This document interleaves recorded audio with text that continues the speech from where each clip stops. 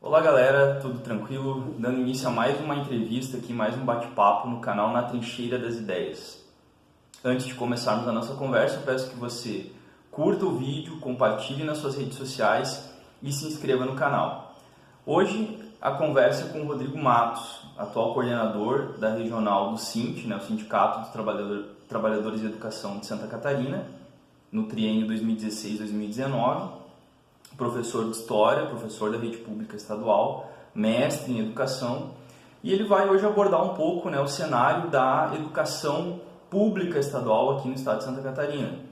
Então, Rodrigo, muito obrigado pela tua participação aí, pela tua presença. E para começar a conversa, contextualizar um pouco, a gente vai iniciar iniciaremos o ano letivo agora em fevereiro, dentro de poucos dias começa o ano letivo, já sob um novo governo, sob um novo secretário de Educação. Mas antes da gente chegar nesse momento, o que poderia avaliar um pouquinho, principalmente desse último ciclo, que se encerrou no final do ano passado, do governo Colombo, Pinho Moreira, enfim, essa aliança PSD-PMDB, qual foi a herança que eles deixaram na educação catarinense que o governo Moisés assume agora nesse momento? Então, Rodrigo, nós estamos... Acabou esse ciclo de Luiz Henrique da Silveira e Colombo, foram 16 anos que PMDB e PSD tiveram à frente do governo do estado, e isso tivemos aí nesse período alguns pequenos avanços, mas uma precarização muito grande da educação. É um passo à frente, 2, 3 ou 10 passos atrás, assim. Quando a gente vai fazer essa avaliação dos últimos 16 anos, ou até mesmo dos últimos 8 anos de Raimundo Colombo, a gente percebe a principal mudança nesse período foi o quê? Foi a compactação da carreira do professor. Hoje, Colombo deixa para nós aí, no quadro do magistério, mais de 50% dos professores em caráter temporário, ou seja, mesmo que tenha feito alguns concursos públicos, foram concursos que não ofereceram a quantidade de vagas necessária para dar conta dessa demanda de professores. Então isso faz com que a escola cada vez a educação fique mais precarizada. Professores que têm que estar correndo de um lado para o outro para dar aula, dando aula em 3, 4, 5 escolas. Ontem, conversando com o professor, estava dizendo que tem 5 escolas.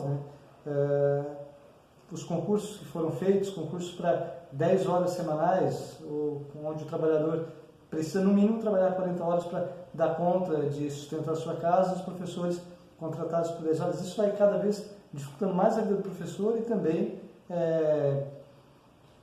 empobrecendo, digamos assim, a educação em Santa Catarina. Dentro dessa precarização que a gente enfrentamos aí nos últimos 8 anos, 2011 para cá, 3 greves, mas 2 que foram bem marcadas por essa questão da compactação da carreira, achatamento da carreira.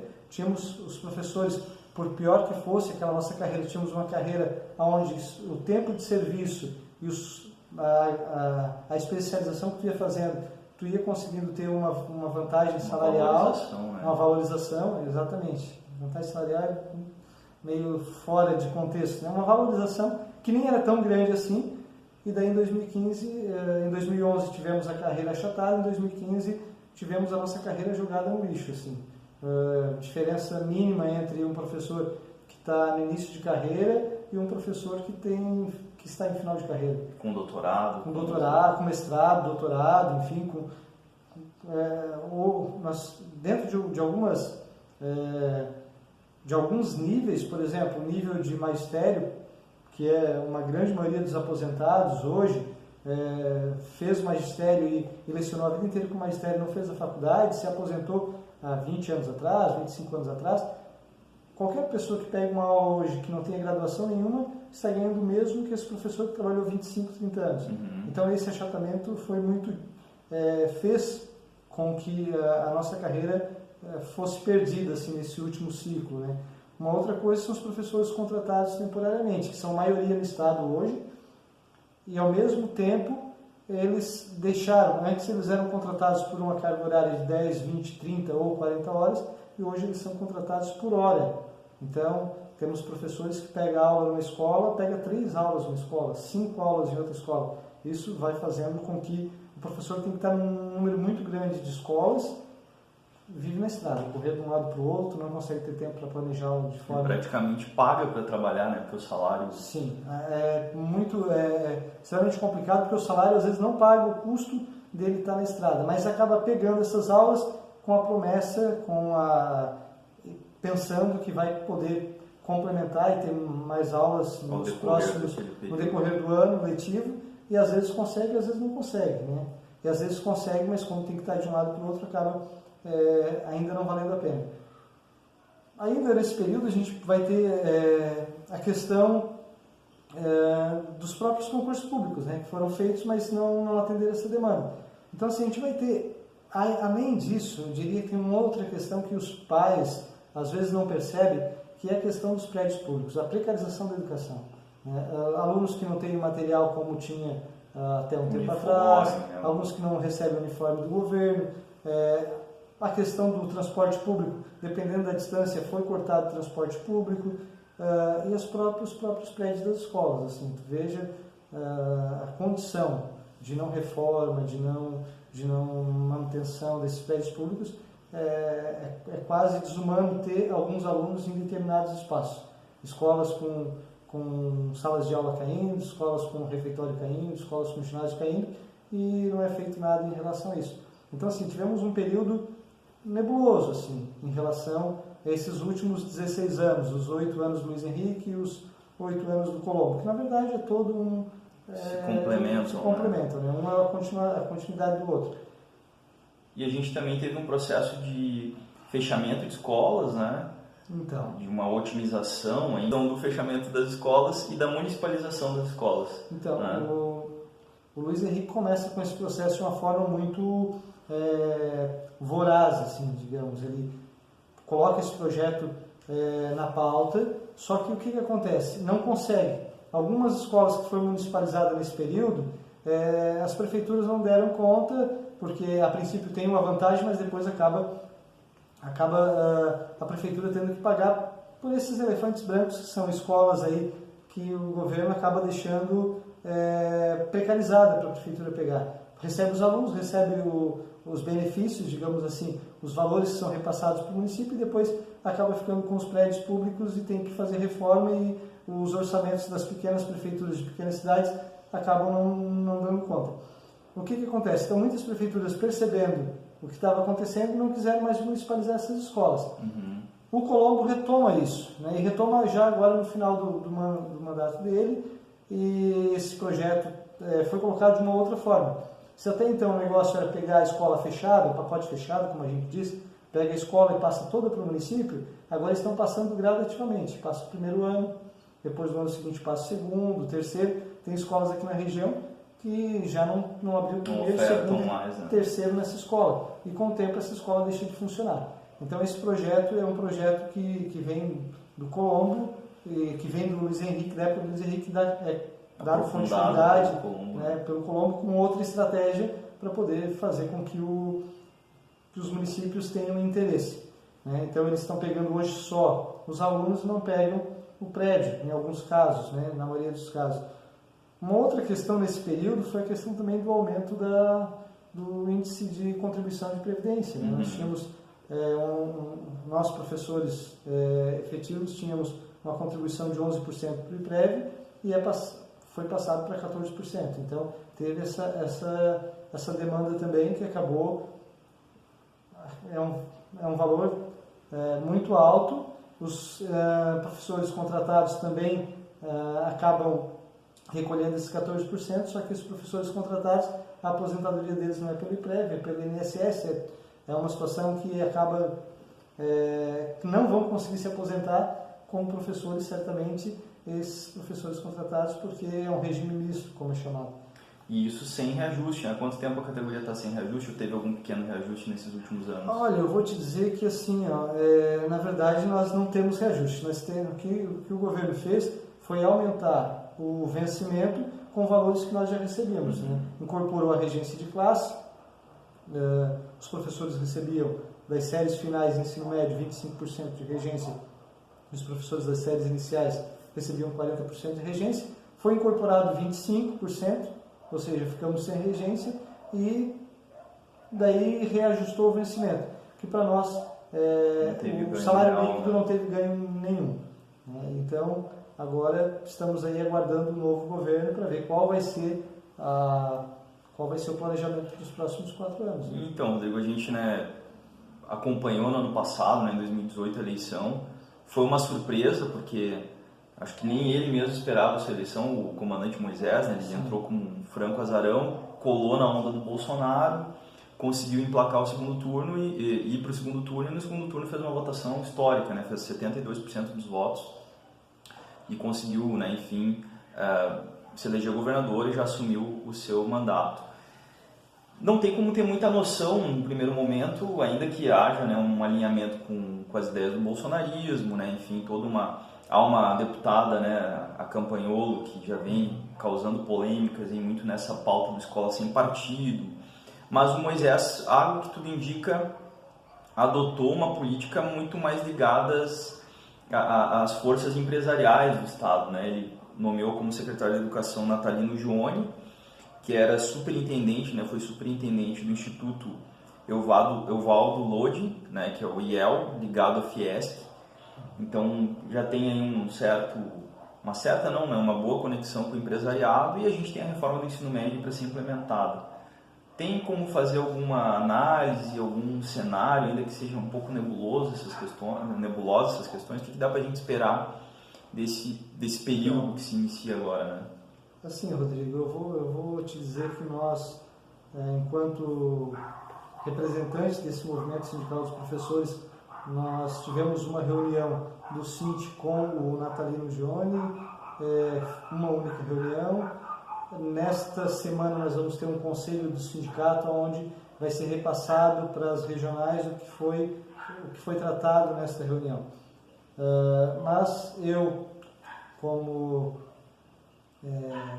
pesquisador político, digamos assim, também, nesse campo e professor, eu vou te dizer que uma análise que a gente tem feito, conversando com os colegas professores também desse campo sindical, dentro da dirigentes do nosso Sinti regional aqui, a gente chega a uma conclusão que, apesar de ter sido eleito na onda do Bolsonaro, mas diferente do Bolsonaro, que está falando, né, fala muita coisa e depois tem que ficar correndo atrás, até para ter uma certa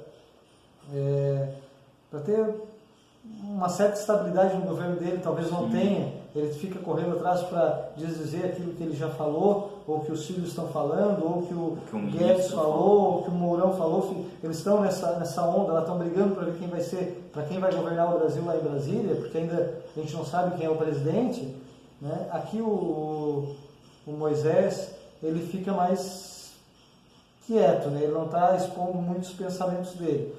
A análise que a gente faz é que o Moisés ele não vem, né? Apesar de ter sido eleito nessa onda do bolsonarismo, ele não vem com esta ideia do politicamente incorreto, né? Não vem com essa ideia do faz o que tem vontade de fazer e quer impor a força como o presidente fascista, né? O Moisés ele está tentando fazer um jogo político, até com o próprio PMDB se aproximando, né, do seu governo. A gente vê aí alguns nomes que até então foram mantidos no governo Pinho Moreira, né? Foram mantidos e nas regionais, enfim, as dirigências, né, regionais, a gente percebe que ele não tinha quadro para governar o estado de Santa Catarina, como tu falou, né? Ele não sabia que ia ser governador, ele veio como franco atirador, tinha 2, 3 nomes fortes, ele acabou aparecendo, foi para o segundo turno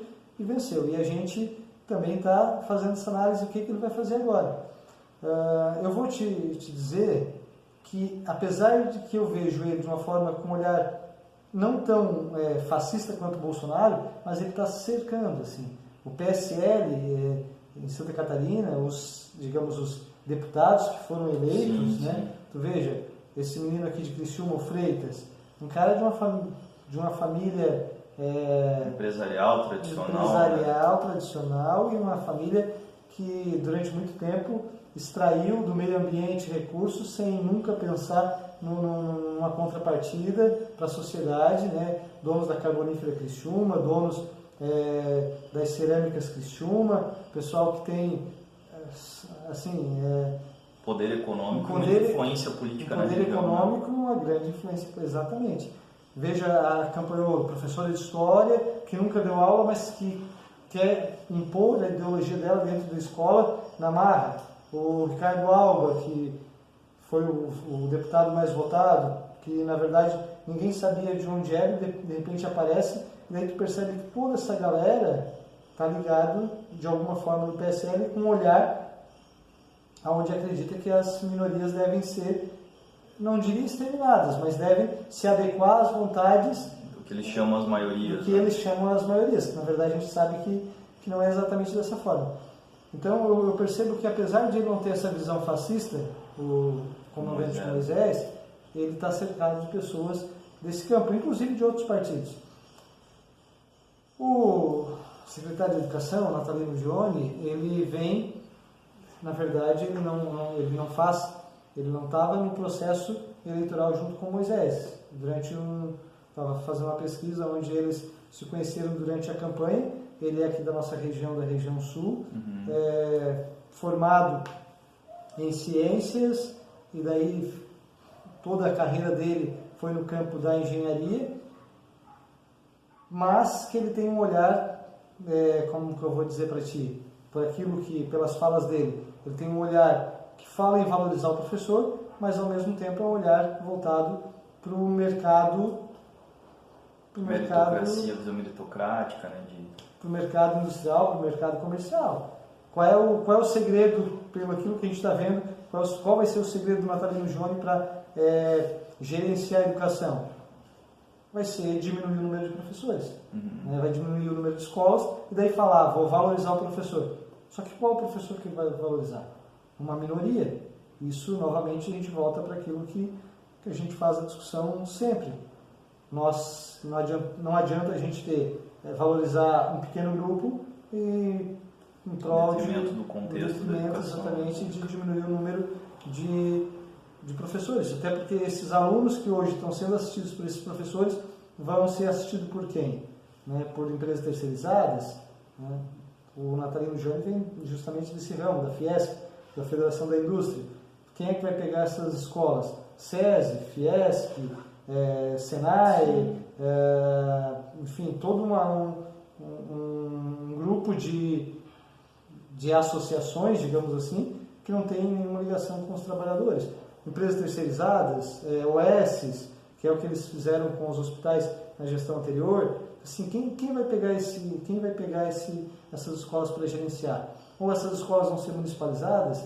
Já ouvi alguma coisa em relação à militarização de escolas? Sim, é um processo que vem com força aí também, né? As escolas que deveriam ser gerenciadas pela comunidade, né? A comunidade com o Conselho Deliberativo está trabalhando na questão da gestão democrática, vai ser entregue novamente a grupos de pessoas que talvez não estejam ligados diretamente à política, mas estão ligados ao mercado capitalista, né? E é isso que a gente tem percebido do Natalino e do Moisés. Eu acredito que vai vir um tempo aí pior do que o tempo do Raimundo Colombo e do Luiz Henrique da Silveira.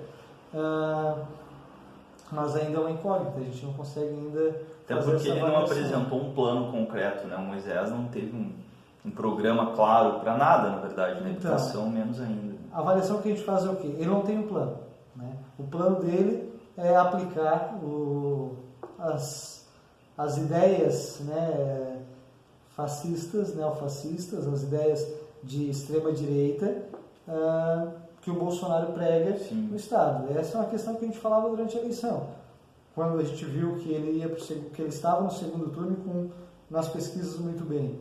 Santa Catarina é um dos poucos estados que o PSL elegeu um governador.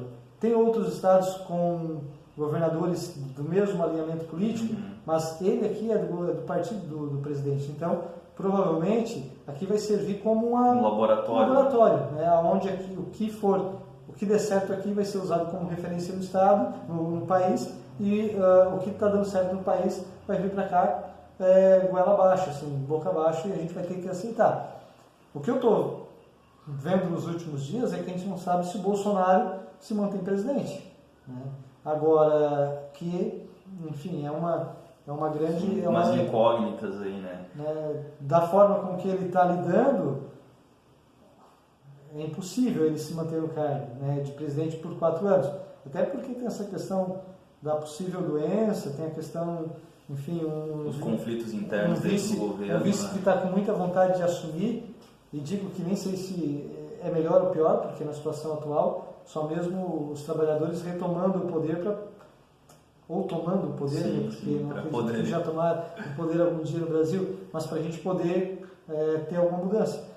E, Rodrigo, vindo um pouco para essa questão dos trabalhadores e o protagonismo dos trabalhadores, o Sint é o principal, a gente pode afirmar que é o principal sindicato do Estado, né? Com o maior sindicato, com a maior base, com o maior número de filiados. E o Sint vem também passando por uma série de problemas que dizem respeito ao movimento sindical como um todo, perda de representatividade, né? A força de mobilização, a gente percebe que também o sindicato, principalmente depois de 2011, né, da grande greve de 2011, veio perdendo capacidade de mobilização. E esse ano a gente tem um processo eleitoral, né, um processo importante. Eu gostaria que tu falasse um pouquinho, né, fizesse um apanhado breve assim, sobre a questão do sindicato, as disputas políticas no sindicato, o que a gente pode esperar dessa eleição em 2019, como é que estão se conformando. O PT ainda é uma força hegemônica, né, hoje a direção do estadual do sindicato é controlada pelo Partido dos Trabalhadores e as suas correntes, né, que estão ali dentro. Enfim, tu desse um panorama aí para a gente pensar um pouco o cenário para 2019 em relação às lutas sindicais ligadas ao Sint, né? Então, a gente vai ter agora em junho a eleição para a coordenação estadual e para as coordenações regionais e para conselheiros também. Na verdade, também vou te dizer que como o governo Moisés é uma incógnita, o nosso processo também não está muito claro. Assim. Nós temos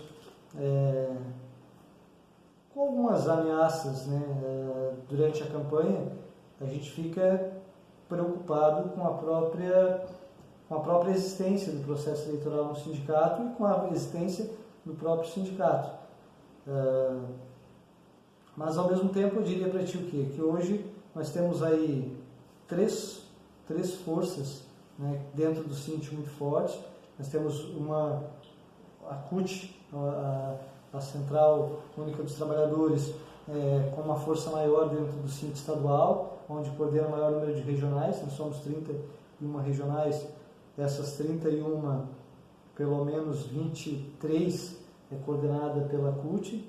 Nós temos a Conlutas, que tem participação em pelo menos 4 regionais com muita força, mas não está mais na coordenação estadual desde que acabou a proporcionalidade.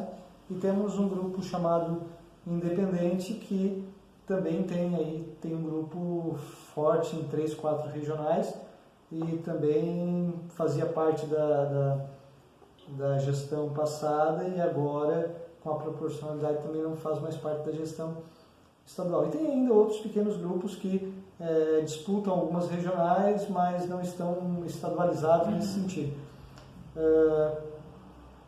Como é que eu vou dizer para ti sobre o que a gente espera? Fica muito difícil em um momento desse, um momento de tensão, onde existem os trabalhadores de um lado, né, e os empresários de outro, e um grande número de trabalhadores apoiando os empresários com essa desculpa, com esse medo, com essa questão de corrupção, de má gestão por parte dos trabalhadores quando chegam ao poder, se é que já chegaram ao poder, sim. Né? E às vezes, muitas vezes se aliando com os próprios patrões para poder disputar esses espaços.